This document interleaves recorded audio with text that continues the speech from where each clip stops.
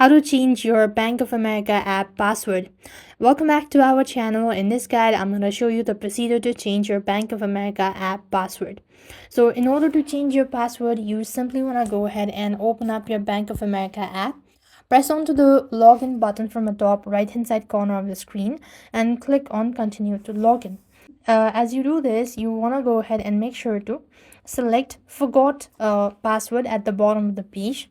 So when you press on the forgot password button, here it is, forgot ID or password, you'll be taken to the next field where it's going to ask you to verify your identity. So Bank of America will send you an authorized code to your phone, such as text or SMS, or ask your security question to confirm it's you. So like this, you could go ahead and enter in your information and you could change your Bank of America app password. So this is how things work. I hope the video was helpful. Make sure to like, share, and subscribe. Thank you for watching. See you in our next video.